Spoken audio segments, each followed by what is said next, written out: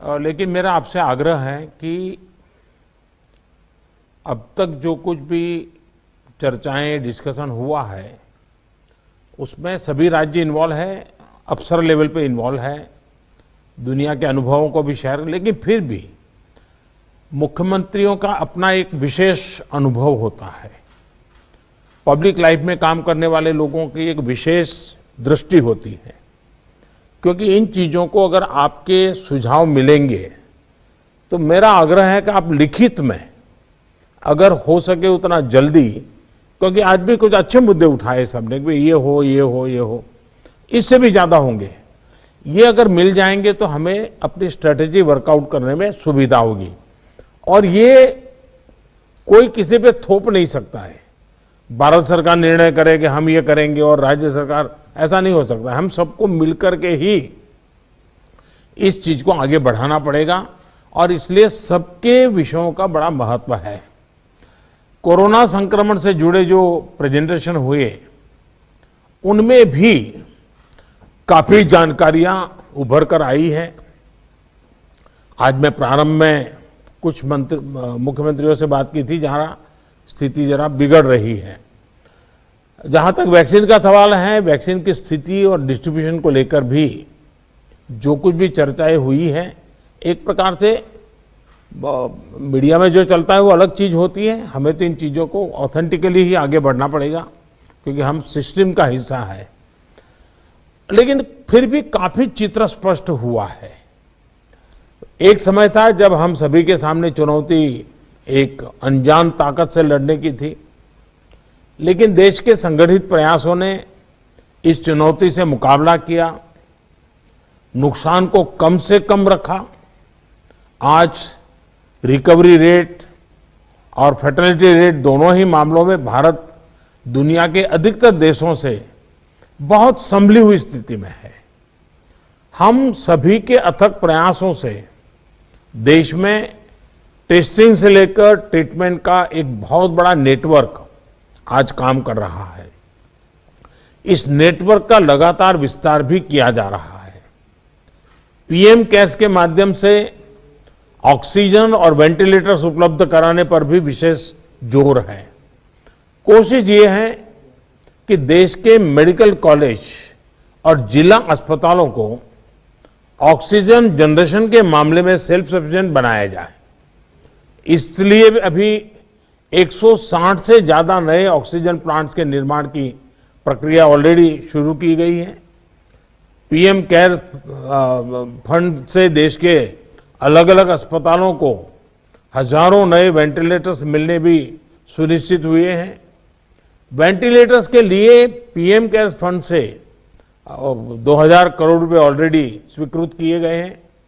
साथियों, कोरोना के मुकाबले के बीते 8-10 महीने के अनुभवों के बाद देश के पास पर्याप्त डेटा है। कोरोना के मैनेजमेंट को लेकर एक व्यापक अनुभव है। आगे की रणनीति बताते समय हमें बीते कुछ महीनों के दौरान देश के लोगों ने, हमारे समाज ने कैसे रिएक्ट किया है, कैसे रिस्पॉन्ड किया है, मुझे लगता है इसको भी हमें समझना होगा। देखिए, कोरोना के दौरान भारत के लोगों का व्यवहार भी एक तरह से अलग अलग चरणों में रहा है और अलग अलग जगह पे अलग अलग रहा है। जैसे हम मोटा मोटा देखें तो पहला चरण था, बड़ा डर था, खौफ था, किसी को ये समझ नहीं आ रहा था कि उसके साथ क्या हो जाएगा, और पूरी दुनिया का हाल था।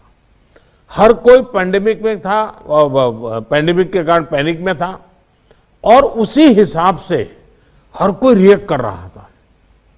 हमने देखा प्रारंभ में आत्महत्या तक की घटनाएं घटी थी। पता चला कोरोना हुआ तो आत्महत्या कर दी। इसके बाद धीरे धीरे धीरे दूसरा चरण आया। दूसरे चरण में लोगों के मन में भय के साथ साथ दूसरों के लिए संदेह भी जुड़ गया। उनको लगा कि भाई इसको कोरोना हो गया मतलब कुछ गंभीर मामला है, दूर भागो। एक प्रकार से घर में से भी नफरत का माहौल बन गया और बीमारी की वजह से समाज में कटने का डर लोगों को लगने लगा। इस कारण कोरोना के बाद कई लोग संक्रमण को छिपाने लगे। उनको लगा कि ये तो बताना नहीं चाहिए, कुछ समाज में मैं कट जाऊंगा। अब उसमें से भी हम धीरे धीरे समझे लोग बाहर आए, तीसरा चरण शुरू हुआ और तीसरे चरण में लोग काफी हद तक संभलने लगे।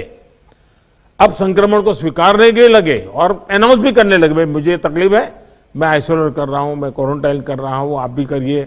जो एक प्रकार से लोग भी अपने आप से लोगों को समझाने लगे। लेकिन आपने भी देखा होगा कि लोगों में अधिक गंभीरता भी आने लगी और हमने देखा कि लोग अलर्ट भी होने लगे। और इस तीसरे चरण के बाद हम चौथे चरण में पहुंचे। जब कोरोना से रिकवरी का रेट बढ़ा तो लोगों को लगता है कि ये वायरस नुकसान नहीं कर रहा है, ये कमजोर हो गया है। बहुत से लोग ये भी सोचने लगे हैं कि अगर बीमार हो भी गए तो ठीक हो जाएंगे। इस वजह से लापरवाही का ये स्टेज बहुत बड़ा व्यापक हो गया है और इसलिए मैंने हमारे त्योहारों की शुरुआत में ही स्पेशली राष्ट्र के नाम संदेश देकर के सबको हाथ जोड़ करके प्रार्थना की थी कि भाई ढिलाई मत बरतिए, क्योंकि कोई वैक्सीन नहीं है, दवाई नहीं है, हमारे पास एक ही रास्ता बचा है, हम हर एक को कैसे अपने अपने आप बचाएं। और हमारी जो गलतियां हुई वही एक खतरा बन गया, थोड़ा ढिलाई आ गई।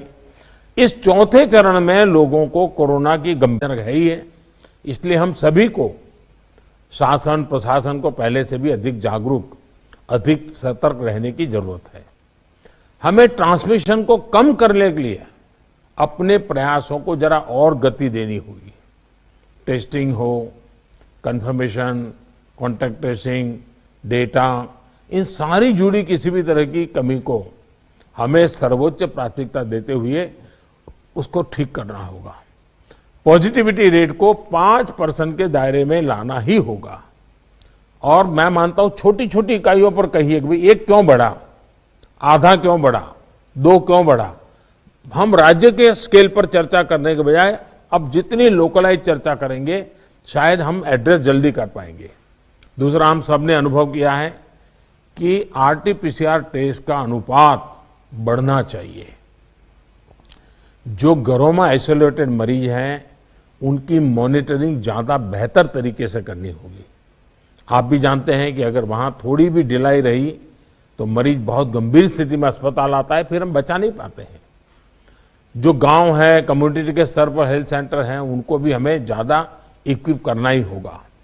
गांव के आसपास भी इंफ्रास्ट्रक्चर ठीक रहे, ऑक्सीजन की सप्लाई पर्याप्त रहे, ये हमें देखना होगा। हम लोगों का लक्ष्य होना चाहिए कि फैटेलिटी रेट को 1% से भी नीचे लाए। और वो भी मैंने जैसे कहा, छोटे छोटे इलाके में देखा जाए एक मृत्यु हुई क्यों हुई, जितना इतना फोकस करेंगे तब स्थिति को संभाल पाएंगे। और सबसे बड़ी बात, जागरूकता अभियानों में कोई कमी ना आए। कोरोना से बचाव के लिए जो जरूरी मैसेजिंग है, इसके लिए समाज को जोड़े रखना होगा। जैसे कुछ समय पहले हर संगठन, हर प्रभावी व्यक्ति को हमने एंगेज किया था, उन्हें फिर एक्टिव करना होगा। साथियों, आप भली भांति परिचित हैं कि कोरोना की वैक्सीन को लेकर इंटरनेशनली और नेशनली किस तरह की खबरें आ रही हैं। आज दुनिया में भी और देश में भी, जैसा अभी आपको प्रेजेंटेशन में पूरा डिटेल बताया गया, करीब करीब आखिरी दौर पर वैक्सीन के रिसर्च में काम पहुंचा है। भारत सरकार हर डेवलपमेंट पर बारीकी से नजर रखे हुए हैं, हम सबके संपर्क में भी हैं। और अभी ये तय नहीं है कि वैक्सीन की 1 डोज होगी, 2 डोज होगी या 3 डोज होगी। ये भी तय नहीं है कि इसकी कीमत कितनी होगी, उसकी कीमत कितनी होगी, ये कैसी होगी। यानी अभी भी इन सारी चीजों के सवालों के जवाब हमारे पास नहीं है, क्योंकि जो इसके बनाने वाले हैं, दुनिया में जिस प्रकार की कॉर्पोरेट वर्ल्ड भी है, उनका भी एक कंपटीशन है। दुनिया के देशों के भी अपने अपने डिप्लोमेटिक इंटरेस्ट होते हैं। WHO से भी हमें इंतजार करना पड़ता है। तो हमें ये इन चीजों को वैश्विक संदर्भ में ही आगे बढ़ना पड़ेगा। हम इंडियन डेवलपर्स और मैन्युफैक्चरर के साथ भी हमारी जो भी टीम काम कर रही है पूरी तरह संपर्क में है। इसके अलावा ग्लोबल रेगुलेटर्स, अन्य देशों की गवर्नमेंट्स, मल्टीलेटरल इंस्टीट्यूशंस और साथ ही इंटरनेशनल कंपनीज, सभी के साथ जितना संपर्क बढ़ सके, जितने यानी रियल टाइम कम्युनिकेशन हो, इसके लिए पूरा प्रयास, एक व्यवस्था बनी हुई है। साथियों, कोरोना के खिलाफ अपनी लड़ाई में हमने शुरुआत से ही एक एक देशवासी का जीवन बचाने को सर्वोच्च प्राथमिकता दी है। अब वैक्सीन आने के बाद भी हमारी प्राथमिकता यही होगी कि सभी तक कोरोना की वैक्सीन पहुंचे, उसमें तो कोई विवाद हो ही नहीं सकता है। लेकिन कोरोना की वैक्सीन से जुड़े भारत का अभियान अपने हर नागरिक के लिए एक प्रकार से नेशनल कमिटमेंट की तरह है। इतना बड़ा टीकाकरण अभियान स्मूथ हो, सिस्टमैटिक हो और सस्टेन हो, ये लंबा चलने वाला है। इसके लिए हम सभी को, हर सरकार को, हर संगठन को एकजुट होकर के कोऑर्डिनेशन के साथ एक टीम के रूप में काम करना ही पड़ेगा। साथियों, वैक्सीन को लेकर भारत के पास जैसा अनुभव है वो दुनिया के बड़े बड़े देशों को भी नहीं है। हमारे लिए जितनी जरूरी है स्पीड है, उतनी ही जरूरी है सेफ्टी भी है। भारत जो भी वैक्सीन अपने नागरिकों को देगा वो हर वैज्ञानिक कसौटी पर खरी होगी। जहां तक वैक्सीन के डिस्ट्रीब्यूशन की बात है तो उसकी तैयारी भी आप सभी राज्यों के साथ मिलकर के की जा सके रही है। वैक्सीन प्राथमिकता के आधार पर किससे लगाई जाएगी, ये राज्यों के साथ मिलकर के एक मोटा मोटा खाका भी आपके सामने रखा है कि भाई अगर इस प्रकार से WHO ने जो कहा है हम चलते हैं तो अच्छा है, लेकिन फिर भी ये निर्णय तो हम सब मिलकर के ही करेंगे। हर राज्यों के सुझाव का महत्व इसमें बहुत रहेगा, क्योंकि आखिरकार उनको अंदाज है कि उनके राज्य में ये कैसे होगा। हमें कितनी अतिरिक्त कोल्ड स्टोरेज की जरूरत रहेगी, मुझे लगता है कि राज्यों ने इस पर अभी बल देकर के व्यवस्थाएं खड़ी कर देना शुरू कर देना चाहिए। कहां कहां संभव हो गए, उसके पैरामीटर्स क्या हो गए, उस पर हमें यहां से सूचनाएं तो डिपार्टमेंट को चली गई है, लेकिन इसको अब इम्प्लीमेंट करने के हमने रेडी रखना पड़ेगा। और जरूरत पड़ी तो अतिरिक्त सप्लाई भी सुनिश्चित की जाएगी। और इसका विस्तृत प्लान बहुत जल्द ही राज्य सरकारों के साथ मिलकर के तय कर दिया जाएगा। हमारी राज्यों की और केंद्र की टीम साथ लगातार वो बातचीत कर रहे हैं, काम चल रहा है। केंद्र सरकार ने राज्यों से कुछ समय पहले आग्रह किया था कि स्टेट लेवल पर एक स्टीयरिंग कमेटी और एवं स्टेट और डिस्ट्रिक्ट लेवल पर टास्क फोर्स का, और मैं तो चाहूंगा कि ब्लॉक लेवल तक हम जितना जल्दी ये व्यवस्थाएं खड़ी करेंगे, और किसी न किसी एक व्यक्ति को काम देना पड़ेगा। इन कमेटियों की रेगुलर बैठकें हो, उनकी ट्रेनिंग हो, उनकी मॉनिटरिंग हो, और जो ऑनलाइन ट्रेनिंग होती है वो भी शुरू हो। हमें हमारा रोजमर्रा के काम के साथ कोरोना से लड़ते लड़ते भी इस एक व्यवस्था को भी विकसित तुरंत करना पड़ेगा, ये मेरा आग्रह रहेगा। जो कुछ सवाल आपने कहे हैं, कौन सी वैक्सीन कितनी कीमत में आएगी, ये भी तय नहीं है। मूल भारतीय वैक्सीन अभी 2 मैदान में आगे हैं, लेकिन बाहर के साथ मिलकर के हमारे लोग काम कर रहे हैं। दुनिया में जो वैक्सीन बन रही हैं वे भी मैन्युफैक्चरिंग के लिए भारत को के लोगों के साथ ही बात कर रहे हैं, कंपनियों के साथ। लेकिन इन सारे विषयों में हम जानते हैं कि 20 साल से मान लीजिए कोई दवाई पॉपुलर हुई है, 20 साल से लाखों लोग उसका उपयोग कर रहे हैं, लेकिन कुछ लोगों को उसका रिएक्शन आता है, आज भी आता है, 20 साल के बाद भी आता है। तो ऐसा इसमें भी संभव है। निर्णय वैज्ञानिक तराजू पर ही तोला जाना चाहिए। निर्णय उसकी जो अथॉरिटीज हैं उन अथॉरिटीज के सर्टिफाइड व्यवस्था से ही होनी चाहिए। हम लोग समाज जीवन की चिंता करते हैं, लेकिन हम सब जानते हैं कि हम कोई वैज्ञानिक नहीं है, हम इसकी एक्सपर्टाइज हमारी नहीं है। तो हमें दुनिया में से जो व्यवस्था के तहत जो चीजें आती हैं, आखिरकार उसी को ही स्वीकार करना पड़ेगा, और उसको स्वीकार करके हम आगे चलेंगे। लेकिन मैं आपसे आग्रह करूंगा कि आप के मन में जो योजना हो, खास करके वैक्सीन के संबंध में, किस प्रकार से आप डिलीवरी नीचे तक ले जाएंगे, आप जितना जल्दी बहुत डिटेल प्लान करके लिख करके भेजेंगे तो निर्णय करने में सुविधा होगी। और आपके विचारों का ताकत इसमें बहुत है। राज्यों का अनुभव बहुत अहमियत रखता है।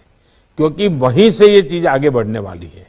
और इसलिए मैं चाहूंगा कि आपका बहुत ही एक प्रकार से प्रोएक्टिव पार्टिसिपेशन इसमें बने, यही मेरी अपेक्षा है। लेकिन मैंने पहले ही कहा, वैक्सीन अपनी जगह पे है, वो काम होना है, करेंगे, लेकिन कोरोना की लड़ाई जरा भी ढीली नहीं पड़नी चाहिए, थोड़ा सा भी ढिलास नहीं आनी चाहिए। यही मेरी आप सबसे रिक्वेस्ट है। आज मेरी तमिलनाडु और पुडुचेरी के मुख्यमंत्रियों से बात करने का मुझे अवसर मिला। आंध्र से मैं फोन नहीं कर पाया था सुबह। एक साइक्लोन हमारे पूर्वी तट पे एक्टिव हुआ है, वो कल शायद तमिलनाडु, पुडुचेरी और आंध्र का कुछ हिस्सा वहां पर आगे बढ़ रहा है। और सारी भारत सरकार की टीमें बहुत एक्टिव हैं, सब लोग गए हैं। मैंने आज 2 आदरणीय मुख्यमंत्री जी से बात की थी, आंध्र के मुख्यमंत्री जी से अभी इसके बाद बात करूंगा।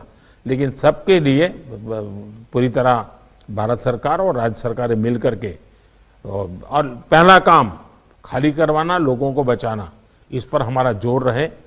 फिर एक बार मैं आप सबका बहुत आभारी हूं, आप सबने समय निकाला। लेकिन मैं आग्रह करूंगा कि आप जल्दी से मुझे कुछ न कुछ जानकारियां भेजिए। धन्यवाद।